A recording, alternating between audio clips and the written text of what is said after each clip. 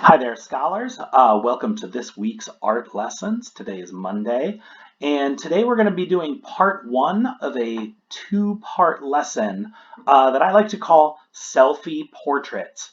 Now, in school, when we were all in the art room, we learned what self-portraits were, and there were a lot of things we could do there in the art classroom, but since we're all at home and we're long-distance learning and we're using a lot of technology to create our art now, I thought we'd try out something that we can actually only do from home and only using this kind of technology. And I call this a selfie portrait. So today I'm going to show you how you can use the seesaw tools to take a picture of yourself and then change that picture, change that photograph into a piece of art using these seesaw painting tools and some other tricks that will really help you make a really interesting piece of art. Now today, we're going to be focusing on how to show a mood by creating one of these selfie portraits. So let's look at some examples that I found online. Um, so while I was researching this topic, while I was doing a little bit of work around it, I found some really fabulous self-portraits online that show a mood. And a mood is a feeling. So take a look at this painting here on the screen.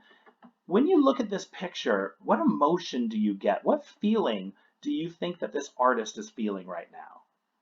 If you said sad, you're probably right.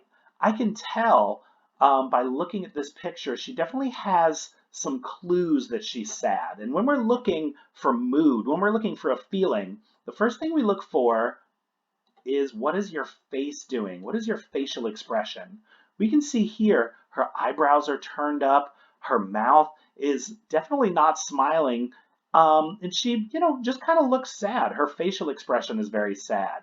The colors in this picture are very interesting because she used a lot of purples and blues and pinks. Those are colors that are called cool colors and typically make people feel kind of down and kind of sad. And the last thing I notice are things called symbols. And symbols are things like this teardrop showing that she's crying. I also noticed she made it nighttime in this picture. I can see the moon and some stars. Being in the dark tends to make people feel a little bit worse than they would if they were really happy. So this picture makes me feel kind of sad because of her face and the colors and the symbols. But this is a picture that was painted. Now, what we might be doing, if you have access to a camera, either on your phone or computer or tablet or whatever you're using to do this, you could try something like this. Now, this is a pretty funny picture, but you can definitely tell that this artist took a photograph of himself. He took a selfie, which is kind of like a self-portrait with a camera. But then he used some tools on the computer to paint these flames all over his head. He made these fierce eyebrows pointed down. He's making a really angry face. His mouth is open. He's showing his teeth. He even made his teeth pointy and his eyes red. Those are symbols. He doesn't really look like this, but he made himself look a little scarier. And I think that the emotion he's trying to show, the feeling he's trying to show is anger. Because when I look at this picture, I definitely feel that fury and that anger. Even though this isn't really what he looks like, he's trying to show us how he's feeling. And I think he did a pretty successful job of that. Now, I found some other pieces of art that are very similar, and they should be pretty easy to tell what the mood is. This person took a picture of himself and added, again, those teardrop symbols to make him look sad. Take a look at this picture, though. Let me get this out of the way. And how do you feel about this one? What emotions do you get? How does she look? When I look at her face, she doesn't look happy, but she looks kind of calm. Maybe she's smiling a little bit. It looks like she's thinking. The colors are all of these bright, vibrant rainbow colors. And the symbols, the way they're radiating out from her body, the way that's kind of moving out away from her, that pattern of lines, makes me think maybe she's just kind of chilling out. Maybe she's relaxing or meditating. Or maybe she's deep in thought and she's being inspired by something. Maybe she has some really great ideas. This picture makes me feel a lot of different ways, and I really like that I can't put my finger on exactly what emotion that is. Sometimes art is really good for us because it makes us think. We don't have to know the answer because that answer might be different for everybody. I'll move this off to the side. This is an artist who tried to show the emotion love. And she did this by adding maybe some pictures and some shapes that she found, or maybe she created using a computer program. And she even wrote the word love here. So while you're creating your selfie portraits today, if you'd like to use the text tool, or if you'd like to record your voice to tell me what your mood is, that would be great. I'd love to hear from you. And here's another one utilizing those rainbow colors. It's very obvious to see that this person's trying to show that he's happy. And he used all these bright colors. He's smiling. His eyebrows are up. And then I have one more to show you just to get your creative juices flowing, to get some ideas in your head. This is a selfie that was taken by someone. It looks like he's at the store. But look at this very interesting painting he did just over his skin. He looks kind of blue and pale and drippy. This makes me think maybe he's feeling kind of gross, or maybe he's sweaty, or maybe he's sick. So the feelings don't always have to be a positive one. They don't always have to be a negative one. Just pick a feeling, pick a mood, pick an emotion. Take a photograph of yourself and then use those seesaw painting tools to turn that selfie of yours into a selfie portrait. So hang out for just a couple more minutes and I'll show you how to use those tools to create a piece of art that uses technology and uses some traditional painting techniques to make a brand new style of art that we've never been able to make in the art classroom.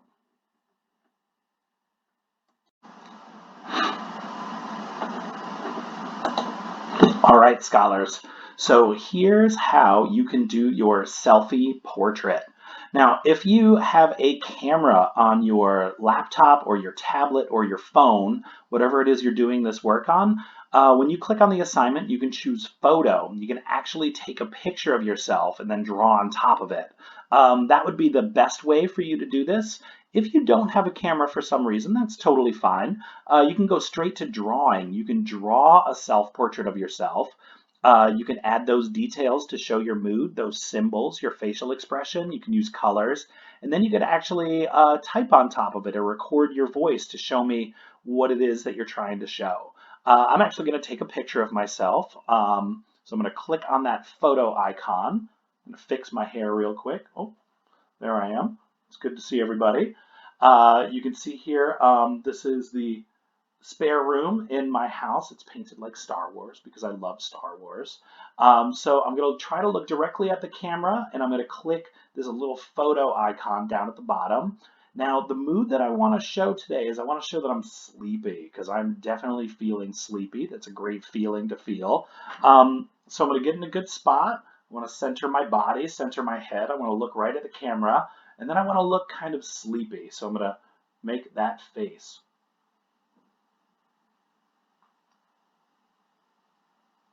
And then I clicked the photo button, and then you can see that my photograph of me looking very, very sleepy popped up here in my drawing screen. Now, if you were with me last week, we learned how to use all of these drawing tools at the bottom. So I'm not going to talk too much about what they are or how I'm using them, except for, while I'm working, I'll just keep on talking like I always do. I never really shut up. So the first thing I want to do is I want to color this negative space. Now, I could leave my background here, this extra room that we have in our house for recording lesson plans. But what I'm going to do instead is I'm actually going to color all of this in, and I'm going to make it look like nighttime. That's the time when I'm the most tired. And if I do it really carefully, and I take my time, I can get pretty close to my body here. And I can color all of this negative space a nice dark purple to make it look like nighttime. Now, while I'm doing this, if I make a mistake, because we all know mistakes happen, that's okay. There's actually two different things you could do. One, you could use the eraser tool, or you might notice, like if by accident I colored over my face like this, maybe I sneezed. Up here at the top, on the left-hand side, is a little backwards button called the undo button. And that's a really important button for us because we make mistakes all the time. So I can click that undo button, and now my mistake is gone, and I can go back to coloring my dark negative space here. Remember, that's what all that extra space in your picture is called. It's always really important to color that. Now, if you have a good background for your mood, maybe you're outside and it's a bright sunny day and you want to show that it's happy, you can leave that bright sunny day in your negative space. That would look just fine, really. So here's my negative space. I just want to make it look kind of dark. Now, if I did want it to look like nighttime, I could pick a smaller pen here. Maybe I could put the moon in the sky, make it look like it's dark outside. I could have the moon. It's not quite a full moon. Do a little crescent. I could add some stars up here. I'll add some other stars out here. Now it looks like it's nighttime. I definitely look pretty sleepy, but I probably shouldn't sleep in this t-shirt I've been wearing all day. So I'm going to switch gears here. I'm going to switch colors. I'm going to give myself some nice pajamas. Most of my scholars know my favorite color is pink, so I'm going to wear my pink plaid pajamas. And I can change my clothing to kind of match my mood. So if I want to be wearing my pajamas, if I want people to think that I'm sleeping, I could actually, put on that clothing that just looks a little bit different than what I might be wearing in my photograph. I'm going to switch to my highlighter tool because I want to do kind of a plaid pattern. A lot of my pajamas that I wear, my really, really warm ones, are plaid. And if you remember, that highlighter tool is a little bit see-through, so you can actually do some really excellent pattern tricks with this. So I can kind of crisscross my colors. And anytime those colors overlap each other, you can see those squares are getting a little bit darker, just like a real plaid shirt would. If you know that plaid or that flannel pattern, I have that on my shirt here.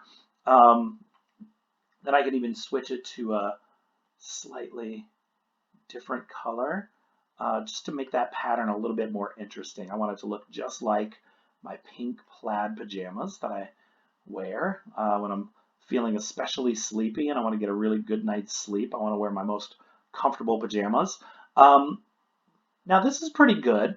Definitely makes me look like I'm sleepy. But now I can start adding things that aren't very realistic. I can start adding those symbols to my picture, things that you wouldn't really see in real life.